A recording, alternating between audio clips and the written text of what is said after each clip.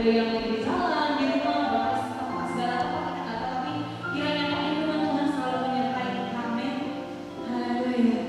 Mari buat teman-teman, saya undang kita untuk menikmati hadirat Tuhan di ibadah malam hari ini. Haleluya.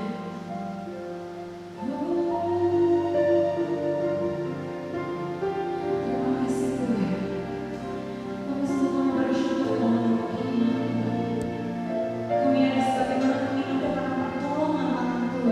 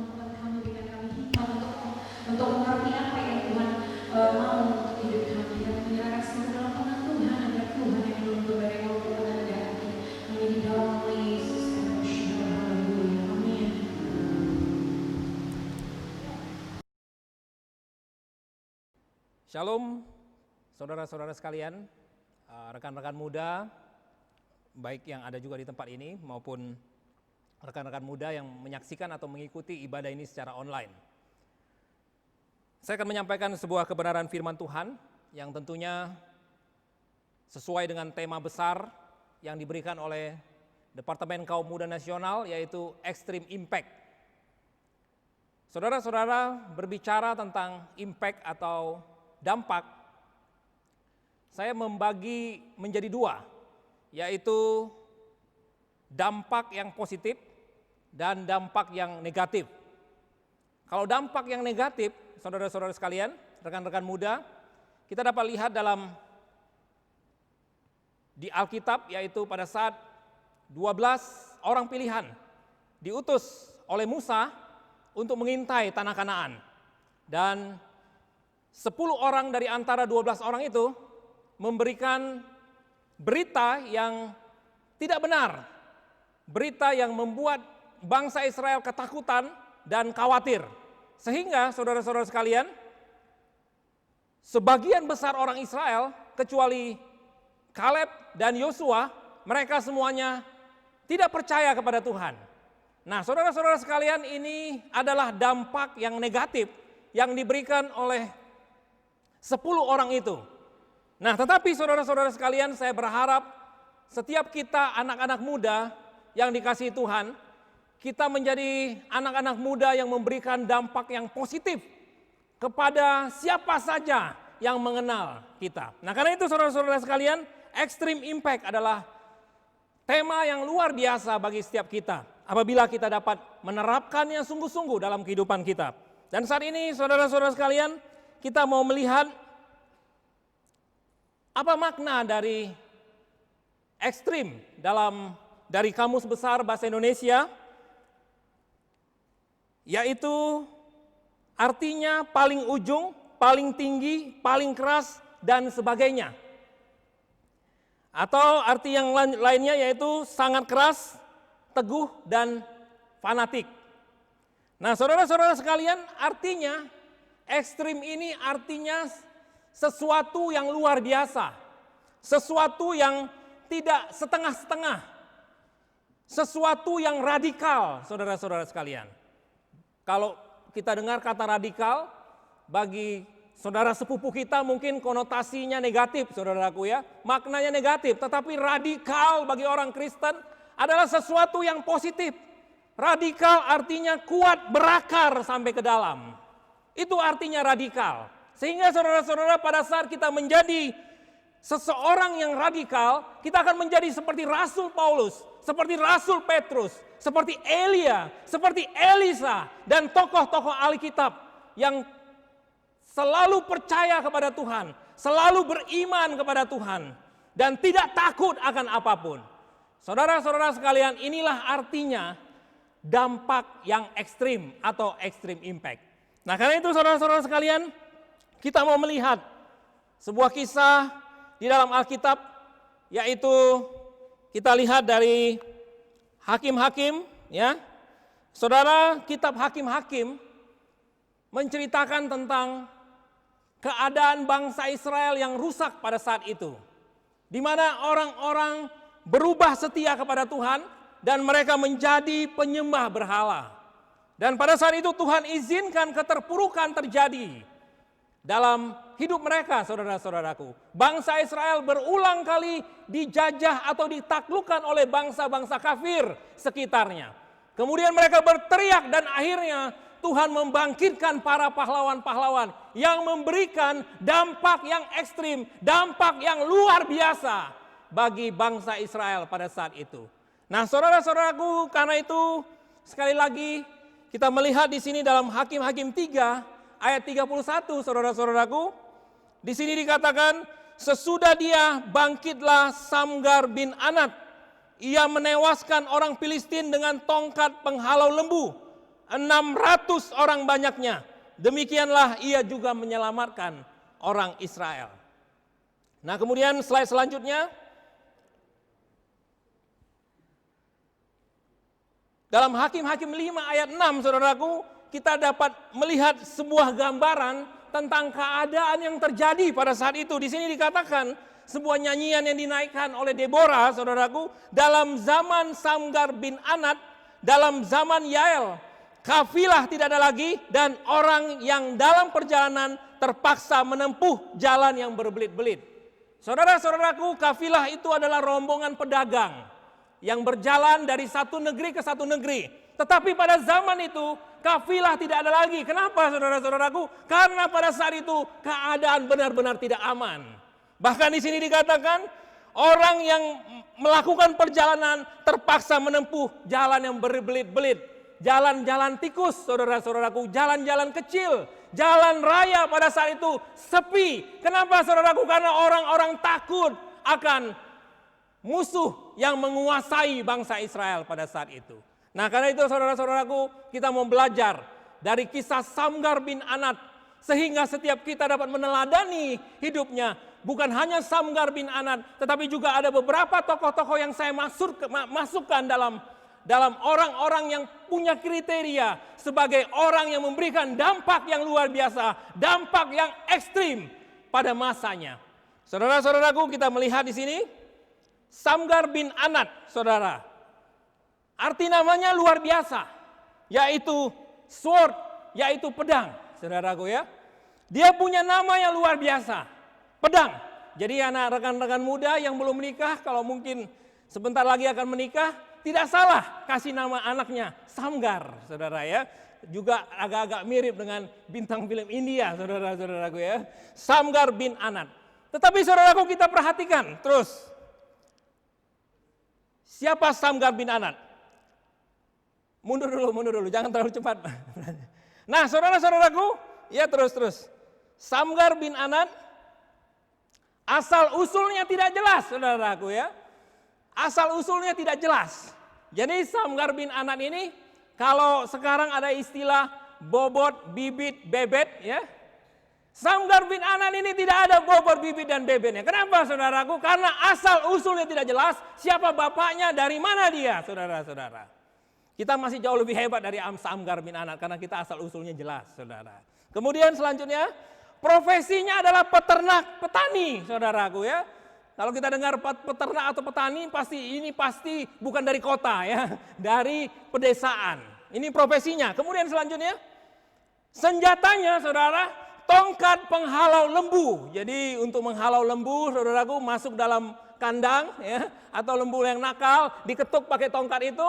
Saudara-saudaraku, ini adalah sebuah alat yang benar-benar tidak berbobot, saudaraku ya. Kalau kita dibagi-bagi senjata-senjata sekarang, saudaraku, mungkin kita tidak mau memilih senjata tongkat penghalau lembu ya, saudara ya. Mungkin Yosafat pilih yang senjata brand, dia pegang senjata brand ya. Mungkin si Aldi akan memilih senjata pistol, saudaraku ya.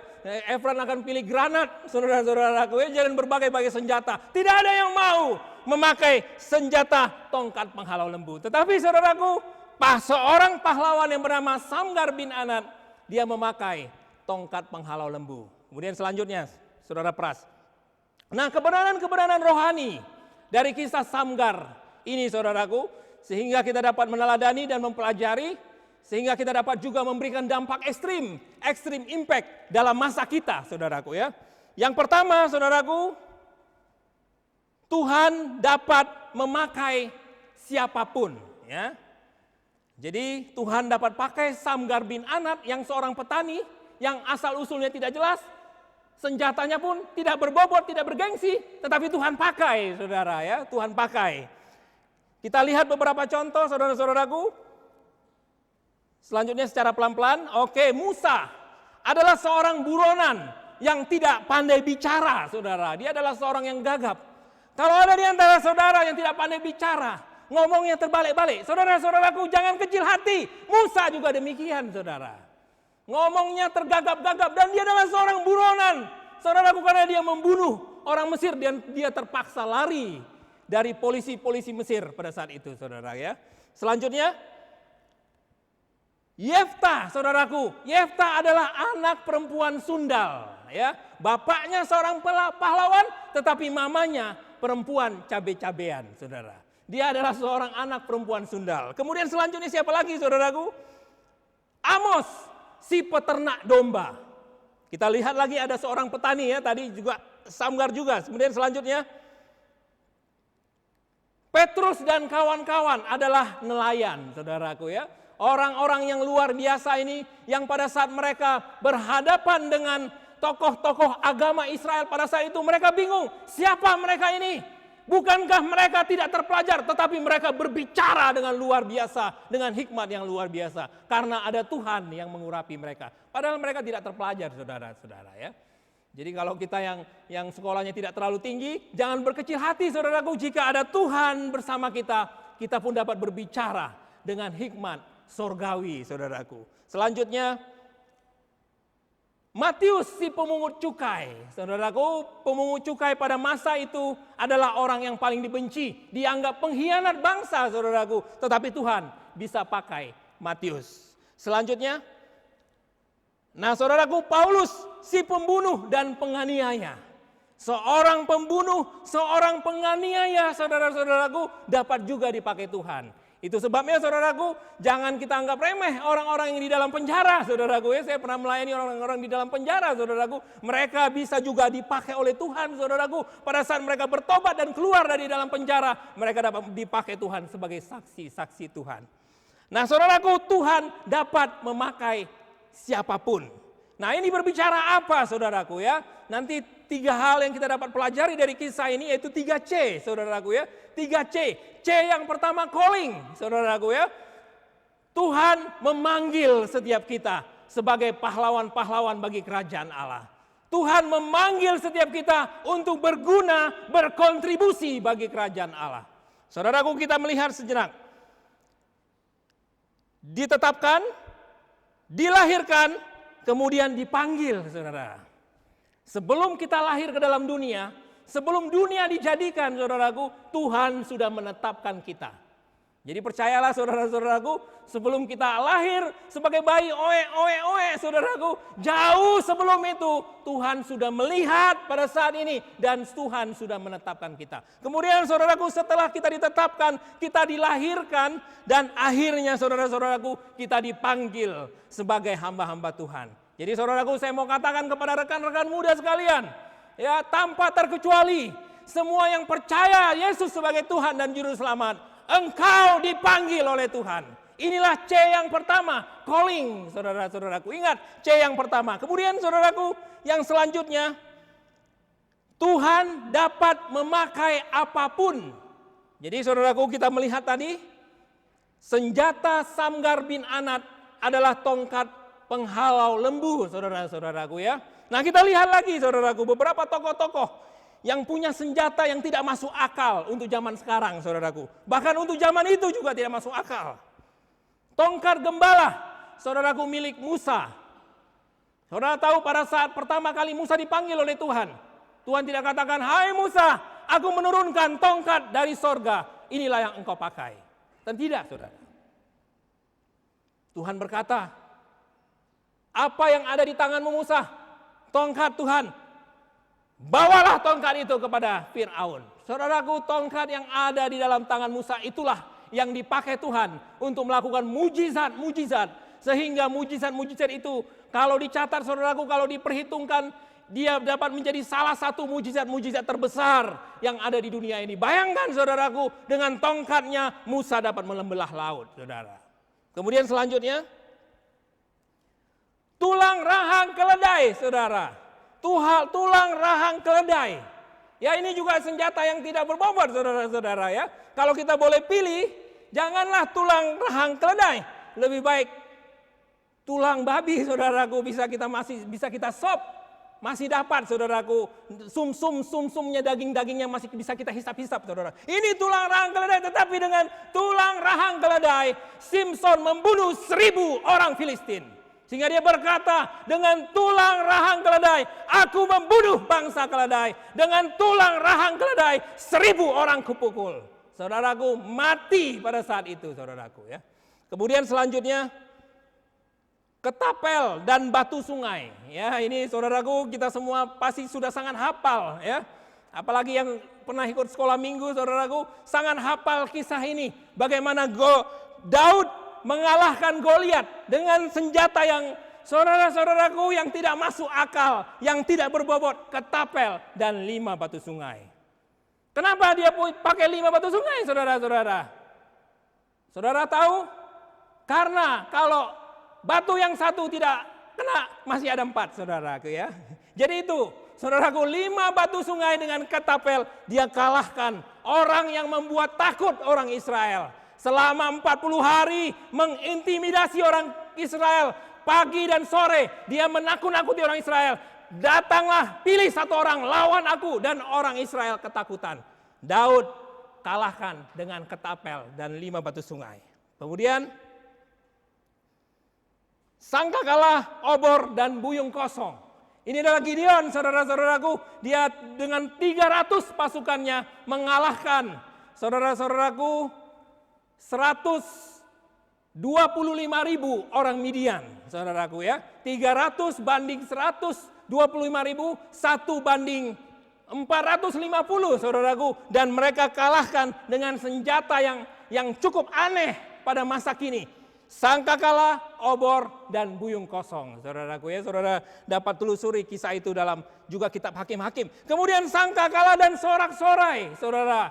Pada saat Yosua memimpin bangsa Israel untuk menaklukkan Yeriko, saudaraku, mereka tidak pakai senjata-senjata yang luar biasa, saudaraku. Mereka tidak pakai bom, mereka tidak pakai traktor, mereka tidak pakai rudal, saudaraku. Mereka tidak pakai granat, mereka hanya, saudaraku, pakai sangkakala dan sorak-sorai. Mereka mengelilingi kota Yeriko 1 kali sehari, dan kemudian pada hari yang ke-7, saudaraku, mereka mengelilingi 7 kali, dan kemudian pada saat sangkakala ditiup, mereka bersorak-sorai dan tembok itu rubuh, saudara. Luar biasa, saudaraku. Senjata yang tidak masuk akal, tetapi melakukan sesuatu yang luar biasa, saudara-saudara. Nyanyian pujian, yaitu Yosafat, saudaraku. Tidak heran Yosafat menjadi seorang pemuji melalui musiknya, saudaraku. Ternyata dalam masa Yosafat, orang Israel menaklukkan musuhnya. Dari 3 negara yang bersatu sekutu, saudaraku, menyerang orang Israel, dan semuanya dihancurkan oleh Tuhan. Orang Israel hanya disuruh bernyanyi, saudaraku ya. Karena itu kalau disuruh bernyanyi oleh Tuhan, saudaraku, jangan main-main, saudaraku. Kita harus sungguh-sungguh, karena kita tidak tahu pada saat kita menyanyi dengan sungguh-sungguh ada iblis yang lari tunggang langgang, saudara. Ya, karena ada kuasa di dalam pujian. Saudara-saudaraku, hal ini berbicara apa, saudaraku? Hal ini berbicara tentang kompetensi, saudaraku ya. Kompetensi, saudara-saudaraku. Ini berbicara kemampuan kita, saudaraku. Kemampuan kita untuk melakukan sesuatu dengan berhasil, dengan sukses dan efisien. Saudaraku, kita butuhkan C yang kedua, kompetensi. Saudara-saudaraku, kompetensi membutuhkan dua hal ini. Ada 2 unsur yang dibutuhkan untuk mencapai kompetensi dalam hidup kita. Yaitu yang pertama strong dan yang kemudian passion, saudaraku. Maksudnya apa, saudaraku? Kita harus menemukan, ya, saat ini tidak berbicara senjata lagi, saudaraku. Tidak berbicara tentang senjata secara fisik. Tetapi saudaraku, ini berbicara tentang kemampuan yang kita miliki yang dapat menjadi senjata yang dipakai untuk menaklukkan musuh, yang dapat dipakai untuk melakukan dampak yang ekstrim pada masa kini, saudaraku. Strength dan passion, saudaraku. Kekuatan dan gairah. Apa yang menjadi kekuatan kita, saudara? Apa yang menjadi bakat kita pada saat itu? Itu kita harus gali, itu harus kita latih, saudaraku. Dan kemudian apa yang membuat kita bergairah pada saat ini, saudaraku ya. Saya tidak berbicara gairah yang artinya nafsu, tidak, saudara-saudaraku. Tetapi apa pekerjaan Tuhan yang membuat kita bergairah. Saudaraku, latih itu. Latih itu, saudaraku, sehingga kita menjadi pakar, menjadi jago, menjadi ahli, saudaraku. Jangan pernah berhenti belajar, saudara-saudaraku. Para pemusik terus menggali kemampuan mereka dalam bermusik. Sehingga, saudaraku, mereka semakin ahli, semakin ahli, semakin ahli. Saudara-saudaraku, sehingga itu dapat menjadi senjata yang luar biasa, yang melakukan dampak pada masa ini, saudara-saudaraku. Saudara, setiap kita diciptakan Tuhan unik, saudaraku. Kita diciptakan Tuhan unik, saudaraku. Setiap kita berbeda-beda, saudara ya. Setiap kita berbeda-beda. Sidik jari aja semuanya beda, saudaraku. Tidak ada satupun manusia di dunia ini yang sidik jarinya sama, saudara. Karena kalau ada yang sidik jarinya sama, saudaraku, kalau Yosua berbuat kejahatan, ternyata yang ditangkap Eki, saudaraku, karena sidik jarinya mirip, sama. Tidak mungkin, saudara, tidak mungkin, tidak mungkin. Semua sidik jari orang berbeda. Kemampuan orang pun berbeda. Karunia berbeda. Talentanya berbeda, saudaraku. Karena itu, saudaraku, temukan talenta itu. Temukan karunia itu, saudaraku.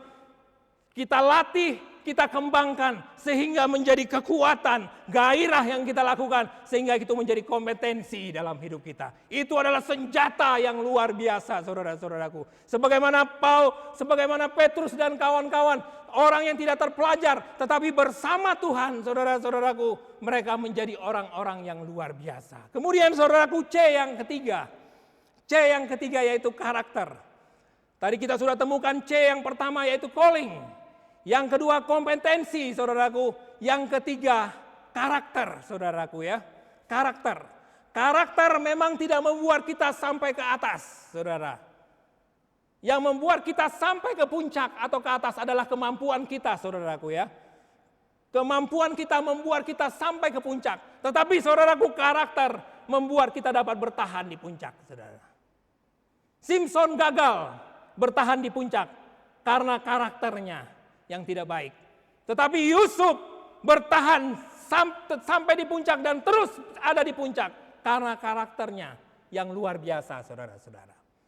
Setelah kita menemukan panggilan, setelah kita menggali bakat-bakat kita menjadi kompetensi, menjadi kemampuan yang luar biasa, saudaraku.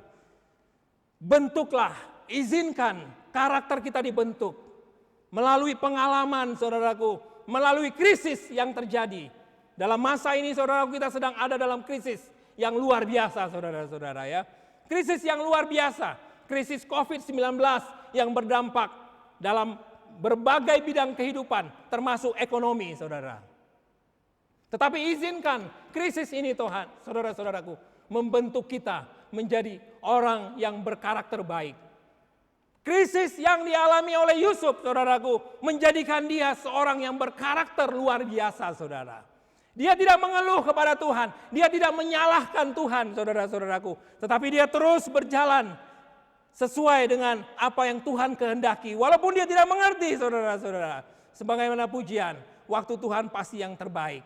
Kita tidak dapat mengerti apa yang menjadi maksud Tuhan. Tetapi terus kita jalani dengan tetap terus berserah dan bergantung kepada Tuhan.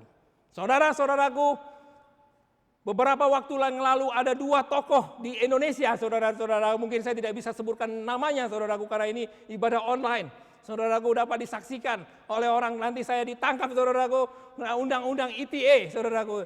Tokoh yang pertama, saudaraku, punya karakter baik, saudaraku ya. Orang percaya Tuhan, tetapi orang tidak suka kepada dia. Orang berusaha menjatuhkan dia, saudaraku. Dengan perkataannya itu dipakai sehingga dia dipenjarakan, saudaraku. Selama 2 tahun dia dipenjara karena sebuah kesalahan yang dia tidak lakukan. Tetapi dia tetap menunjukkan karakter yang baik, kepercayaan yang kepada Tuhan, saudara-saudaraku. Dan akhirnya sekarang, saudaraku, dia menjadi seorang pejabat yang luar biasa, saudaraku, menjadi contoh, menjadi teladan. Saya yakin suatu kali nanti dia akan dipakai lebih tinggi lagi, saudara-saudaraku. Bisa jadi dia menjadi orang yang cukup tinggi, yang salah satu yang tertinggi di negeri ini, saudara-saudara. Wakil presiden mungkin bisa saja, saudaraku, karena karakternya baik. Dan yang kedua, saudaraku, saudara, dia dulunya orang percaya, tapi kemudian dia jadi seorang mualaf, saudara. Dan saudaraku, kalau kita melihat kisah hidupnya seperti jalan tol, selalu cepat sekali naik ke atas, saudaraku. Seperti di karbit, begitu, saudara, naik terus ke atas. Dengan berbagai cara dia mencapai puncak. Tetapi akhirnya, saudaraku, dia jatuh juga. Sepandai-pandainya tupai melompat, pasti akan jatuh juga. Sepandai-pandainya orang ini melakukan kejahatan, saudaraku, walaupun dia menjadi salah satu orang tertinggi di negeri ini, saudaraku, tetapi jatuh juga. Dan akhirnya dia pun dipenjara, saudaraku. Tetapi yang pertama dipenjara sebagai pahlawan, yang kedua dipenjara sebagai pencuri, saudaraku. Karena ditangkap KPK. Saudara-saudaraku yang terkasih, karakter memang tidak membuat kita, yang membuat kita mencapai puncak adalah kompetensi kita, saudaraku. Panggilan kita pada saat kita menemukan bidang kita di mana dan kita tekuni, itu yang membuat kita sampai ke puncak. Tetapi saudara-saudaraku, yang membuat kita bertahan di puncak, saudaraku, adalah karakter. Saudara-saudara yang terkasih, kita dipanggil untuk memberikan dampak yang luar biasa pada masa kita. Anak-anak muda dipanggil untuk memberikan dampak yang luar biasa kepada generasimu. Ada banyak anak-anak muda yang terhilang, generasi terhilang, generasi yang sedang tertidur dan mereka tidak sadar, mereka sedang bermimpi buruk, nightmare, saudaraku. Karena apa? Karena pada saat mereka mati, saudaraku, mereka menuju kepada hukuman yang kekal. Karena itu saudara-saudaraku yang terkasih, anak-anak muda, baik yang ada di tempat ini maupun yang ada di rumah, yang menyaksikan ibadah ini secara online, bangkitlah dari tidurmu. Jadilah orang-orang yang memberikan dampak yang luar biasa, dampak yang ekstrim. Sebagaimana Samgar, saudaraku, dia bukan apa-apa, saudaraku. Dia hanya memiliki senjata, tongkat penghalau lembu. Tetapi saudara-saudaraku, dia dipakai oleh Tuhan. Ingat saudaraku, 3C. Calling, panggilan. Tuhan memanggil saudara-saudara sekalian untuk menjadi pahlawan bagi generasi ini. Yang kedua, kompetensi, saudaraku. Saudara-saudara sekalian punya kemampuan yang ada di dalam dirimu. Gali itu, tekuni itu, sehingga itu menjadi kekuatan yang luar biasa, senjata yang luar biasa. Dan yang ketiga, latihlah karaktermu. Belajar setia kepada Tuhan, belajar setia kepada gereja, saudara-saudaraku. Belajar setia kepada pacar, saudara, ya. Belajar setia kepada segala sesuatu, saudaraku. Jangan jadi playboy, saudaraku. Anak-anak Tuhan jangan jadi playboy. Belajar setia, itu membentuk juga karakter kita. Saudara-saudaraku, saya percaya, saudara-saudaraku, setiap kita akan dipakai Tuhan untuk menjadi pahlawan bagi kerajaan Allah. Puji Tuhan, saudaraku, kiranya kebenaran firman Tuhan pada malam hari ini, pada saat ini, dapat menjadi berkat, dapat menjadi motivasi, dapat menjadi koreksi kepada setiap anak-anak muda GSJ, Youth GSJ Wilayah 6, dan juga setiap orang yang menyaksikan video ini. Haleluya, mari kita berdoa, saudara-saudara. Bapa di sorga, di dalam nama Tuhan Yesus, kami mengucap syukur Tuhan, untuk malam hari ini, kami dapat beribadah kepada Tuhan. Kami mengucap syukur, kami dapat belajar melalui firman Tuhan. Dan kami mau menjadi anak-anak muda yang dapat membawa dampak yang luar biasa, dampak yang ekstrim kepada generasi kami. Kiranya Tuhan memberkati anak-anak mudamu Tuhan, anak-anak muda GSJ, Youth GSJ Wilayah 6 Tuhan, agar mereka dapat mengalami kebangunan rohani. Mereka dibakar oleh api Roh Kudus. Bahkan Engkau memberkati setiap pengurus-pengurus yang ada Tuhan. Pak Josias yang memimpin pengurus-pengurus yang ada dapat memberikan dampak yang luar biasa kepada anak-anak mudamu. Bahkan dapat memberikan dampak yang luar biasa bagi gereja Tuhan dan juga bagi orang-orang yang mengenal mereka. Terima kasih Bapak, terima kasih Tuhan Yesus. Dan saat ini juga Tuhan, kami sekaligus mengakhiri ibadah online ini Tuhan Yesus. Kiranya kebenaran, sukacita, dan damai sejahtera kerajaan Allah menjadi milik setiap anak-anak mudamu. Saudara-saudaraku yang terkasih, mari kita mengangkat kedua tangan kita di hadapan Tuhan. Baik yang ada di tempat ini maupun yang ada di rumah masing-masing. Tuhan telah berjanji bahwa Dia akan memberkati kita dan melindungi kita. Dia menyinari kita dengan wajahnya dan memberikan kita kasih karunia. Dia akan menghadapkan wajahnya kepada kita dan memberikan kita damai sejahtera. Dia akan memberkati keluar masuk kita, sehingga kita menjadi kepala dan bukan ekor, menjadi kita terus naik dan bukannya turun. Karena itu, saudara-saudara sekalian, terimalah berkat dan anugerah dari Allah Bapa kita, sehingga setiap kita menjadi orang-orang yang diberkati di dalam nama Tuhan Yesus, dan dapat menjadi berkat di mana saja kita berada, memberikan dampak yang ekstrim, dampak yang luar biasa di mana saja kita berada. Terpujilah nama Tuhan, di dalam nama Yesus kami berdoa. Haleluya, haleluya. Amin.